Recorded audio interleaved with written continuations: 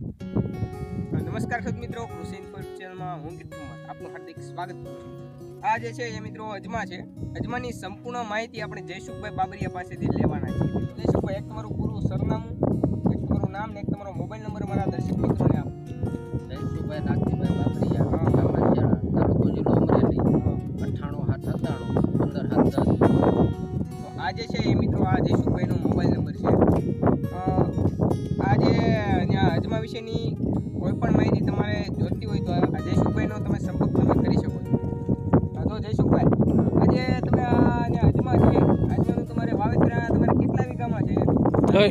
40 વીઘામાં તમે અજમાનું વાવેતર કરેલું છે એમ ને? અને આ અજમા જે છે આની તમારે બિયારણની જાત કઈ છે? આમાં તો જાત કોઈ આવતી નથી. હા આમ જાજા વાવેતર કરેલો હોય ને તો પછી બિયાર લઈ લઈએ. હા, એવું છે એમ ને? અને આ જે અજમા છે, આ અજમા તમે કઈ તારીખે વાવેલા છે? આ વાવેલા છે 10/10/2023. અને અત્યારે આ અજમા જે છે, અજમા તમારે અત્યારે કેટલા દિવસના થયેલા છે? 100 દિવસના થવાય. 100 દિવસના થવા આવ્યા એમ ને? અને આજમાં જે છે, આજમાં તમે જ્યારે તમે આમાં તમે એનું વાવેતર કર્યું ત્યારે કોઈ પાયામાં ખાતર કાંઈ નાખેલું કે? આમાં કોઈ નાખેલું નથી, પાયામાં કોઈ ખાતર નથી, કોઈ દવાનો એક રાઉન્ડ માર્યો તો ફૂગનાશકનો થોડોક હવામાનના હિસાબે. અને ટપક માથે વાવેલા છાલીની જાળીએ છે. આ લોકો નગર વાવેતર 60ની જાળી મૂકે, પણ આપણે તો છાલીની જાળીએ આખું કર્યું. ચોમાસા 60ની જાળીએ. અને તમે જ્યારે આનું વાવેતર તમે કર્યું ત્યારે આમાં તમે ખેડાની કઈ રીતે તમે કરેલી હતી? સીધું રોટાવેટર મારીને સીધા છા નાખી દીધા. રોટાવેટર મારીને? રોટાવેટર મારી. અને આની આગળ પેલા સોયાબીનનું આમાં તમે વાવેતર કરે. અને આ જે છે આમાં તમારે અત્યારે ડ્રીપ છે, તો આ તમારે આ 40 વીઘાનો તમારે નંબર છે, તો આ તમારે કેટલા વીઘામાં તમારી ડ્રીપથી પી જાય છે? 40 વીઘા. 40 વીઘા. અત્યારે પાણી છે તમારે? મારી પાસે દાંતનું પાણી છે. હા, એવું છે એમ ને?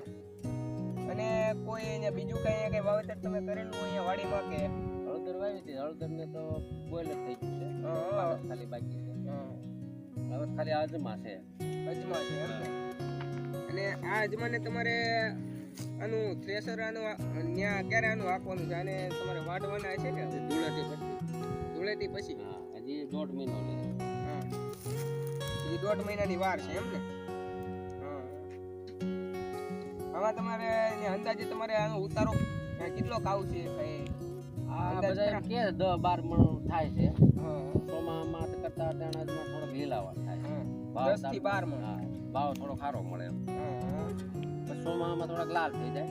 પેલા આપણે શ્રાવણ મહિને વાવેલા હોય ને એમાં કેવર આવે. પાછળથી વાવવામાં એક લાભ હોય લીલો માલ થાય.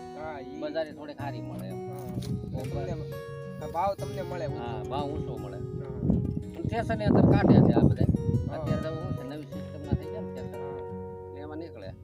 અને આ અજમા અને જે કોઈ પણ કઈ પાક છે એમાં તમે કયા પાક તમે અગાઉ તમે વાવેલા છે?